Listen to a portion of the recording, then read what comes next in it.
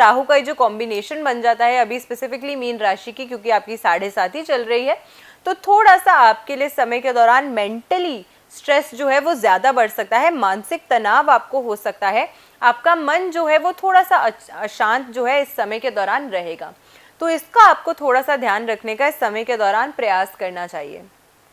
Relationships की अगर हम आपके लिए बात करते हैं कि रिलेशनशिप्स आपकी इस समय के दौरान कैसे रहने वाली है, इस समय के दौरान व्यवहार में चिड़चिड़ापन आ सकता है, क्योंकि राहु जो है वो डायरेक्टली आपके राशि में प्लेस्ड है और राहु का काम है टाइम टाइम पे लोगों को भ्रमित करना, किसी भी एक जगह पे सेटल ना होने देना और हमेशा सडनली फ्लक्चुएशंस लाना लोगों की लाइफ में। तो इसकी वजह से थोड़ा सा चिड़चिड़ापन जो है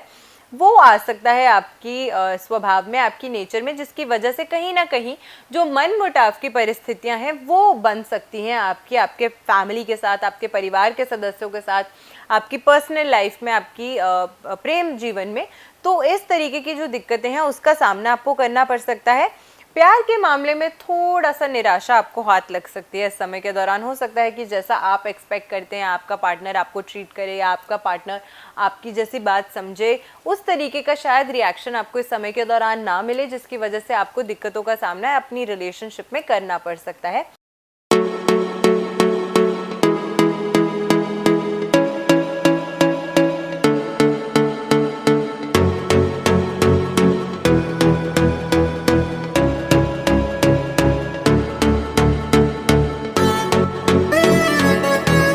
राशिफल की हम बात कर रहे हैं और आज बारी आ गई है मीन राशि यानी कि पाइसेस की। काफ़ी वेट आप लोगों को करना पड़ता है क्योंकि सीरीज में सबसे आखिरी राशि आपकी होती है, लेकिन सितंबर का महीना मीन राशि के जातकों के लिए क्या कुछ खास लेकर आ रहा है, आज की इस वीडियो में हम उसी की बात करने वाले हैं। आपके लिए ये समय कैसा रहने वाला है, आपकी प्रोफेशनल लाइफ के लिए, आपकी पर्सनल लाइफ के लिए, आपके फाइनेंसेस के लिए और साथ के साथ स्वास्थ्य आपका इस समय के दौरान कैसा रहने वाला है, सब कुछ की चर्चा इन डिटेल आज की इस वीडियो में हम करेंगे।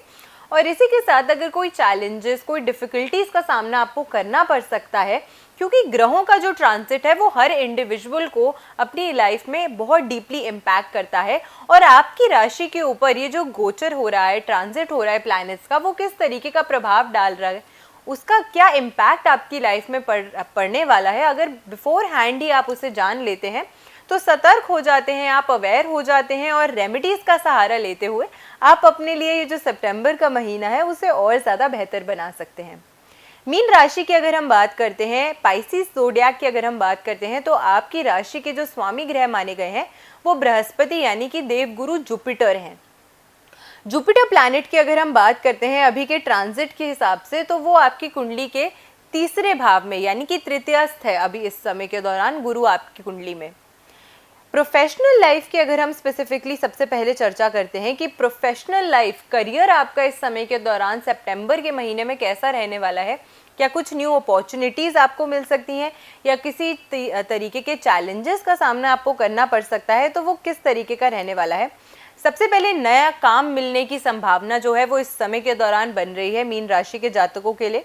कहीं पे अगर आप न्यू अपॉर्चुनिटी की तलाश में थे तो वो न्यू अपॉर्चुनिटीज़ आपके पास आ सकती हैं,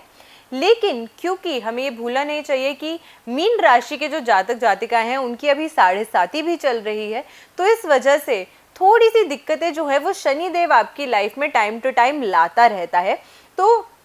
इसका पॉसिबिलिटी ये है कि आपको काम तो मिलेगा बट संतुष्टि यानी कि सेटिस्फैक्शन बहुत जल्दी से आपको नहीं मिलने वाली है। तो इसी वजह से बार बार आप नए काम की जो तलाश है वो करते रहेंगे। तो थोड़ा सा अगर आप अपने अंदर एक नियंत्रण ले आते हैं, एक संयम ले आते हैं, एक पेशेंस ले आते हैं,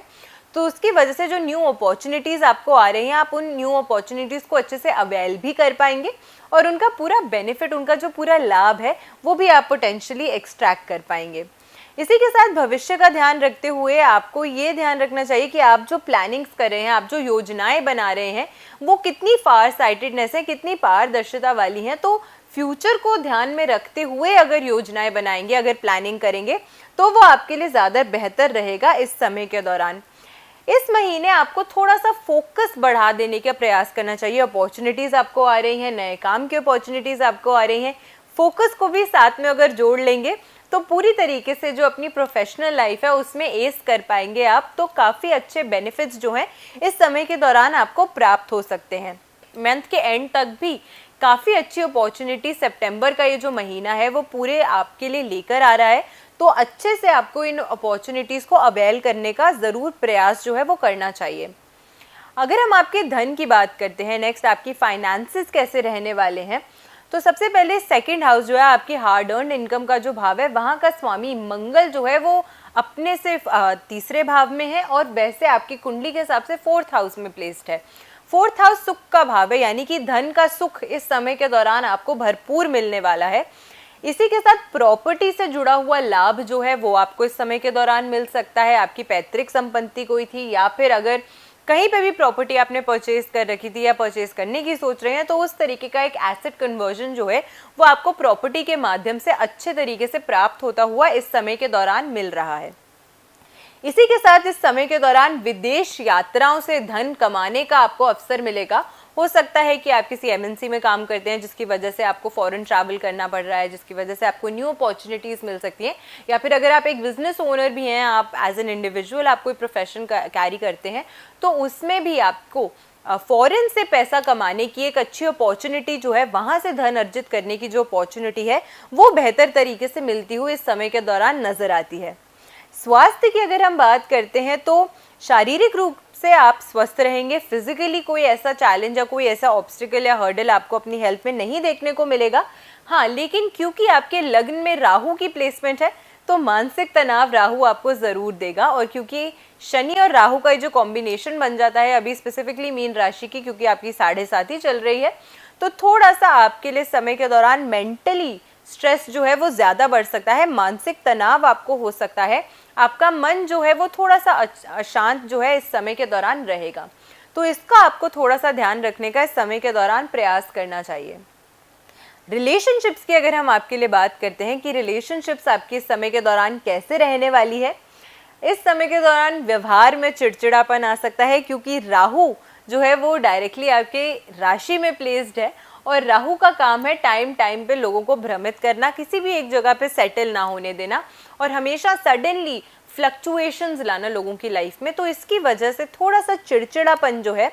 वो आ सकता है आपकी स्वभाव में, आपकी नेचर में, जिसकी वजह से कहीं ना कहीं जो मन मुटाव की परिस्थितियां हैं वो बन सकती हैं आपके फैमिली के साथ, आपके परिवार के सदस्यों के साथ, आपकी पर्सनल लाइफ में, आपकी प्रेम जीवन में। तो इस तरीके की जो दिक्कतें हैं उसका सामना आपको करना पड़ सकता है। प्यार के मामले में थोड़ा सा निराशा आपको हाथ लग सकती है इस समय के दौरान। हो सकता है कि जैसा आप एक्सपेक्ट करते हैं आपका पार्टनर आपको ट्रीट करे या आपका पार्टनर आपकी जैसी बात समझे, उस तरीके का शायद रिएक्शन आपको इस समय के दौरान ना मिले, जिसकी वजह से आपको दिक्कतों का सामना अपनी रिलेशनशिप में करना पड़ सकता है। पर जैसे जैसे ट्रांजिट चेंज होगा, जैसे जैसे गोचर बदलेगा, तो उस हिसाब से काफ़ी ज़्यादा न्यू अच्छी अपॉर्चुनिटीज़ प्यार के मामले में भी और आपकी पर्सनल और प्रोफेशनल दोनों लाइफ में आती हुई नज़र आती हैं। अब अगर कोई चैलेंजेस आ रहे हैं तो उनका सामना करने के लिए कौन सी रेमेडीज हमें कर लेनी चाहिए? घबराने की ज़रूरत नहीं है। ग्रहों का ट्रांजिट जो है वो टाइम टू टाइम चेंज होता ही रहता है और उसका जो इम्पैक्ट है वो हर व्यक्ति पे बहुत डीपली पड़ता है, बहुत महत्वपूर्ण तरीके से पड़ता है। तो अब कौन सी रेमेडीज़ हमें इस समय के दौरान कर लेनी चाहिए ताकि ये जो चैलेंजेस आ रहे हैं इनको हम हेड ऑन फेस कर सकें और हम उन्हें ओवरकम कर सकें? सबसे पहले अगर हम आपके लिए शुभ अंक की बात करते हैं तो इस समय के दौरान आपके लिए शुभ अंक जो है वो रहने वाला है अंक 3। एक वाइट पीस ऑफ पेपर पे केसर और हल्दी को मिक्स करके एक तिलक बना के उससे अगर आप 3 अंक इस पेपर पे लिखते हैं और उस छोटे से पीस ऑफ पेपर को आप हमेशा अपने पास रखते हैं, अपने वॉलेट में, अपने पर्स में, तो उसकी एनर्जीज आपके लिए बहुत अच्छा काम जो है वो करती हैं। और अगर कभी आपको लगता है कि ये जो पेपर है वो ख़राब हो रहा है, कट फट रहा है, तो आप इस पेपर को चेंज कर सकते हैं। पुराना पेपर आप पीपल के पेड़ के नीचे रख सकते हैं और नया पेपर जो है, फ्रेश पीस ऑफ पेपर जो है वो आप अपने वॉलेट पे फिर से रख सकते हैं। शुभ रंग की अगर हम बात करते हैं तो पीला रंग आपके लिए काफ़ी ज़्यादा अच्छा रहने वाला है यूज़ करने के लिए समय के दौरान। येलो कलर के अगर आप कपड़े पहनते हैं, येलो कलर का एलिमेंट अगर आप अपने पास कैरी करते हैं तो उससे काफ़ी फ्रूटफुल, काफ़ी फेवरेबल रिजल्ट्स जो हैं वो आपको मिल सकते हैं अपनी लाइफ में। इसी के साथ में लास्ट उपाय जो आपको कर लेना चाहिए जिससे आपका ये जो समय है वो और ज़्यादा आपके लिए बेहतर हो जाए और ज़्यादा फ्रूटफुल जो है वो आपके लिए हो जाए, वो ये है कि पीले रंग का एक स्क्वायर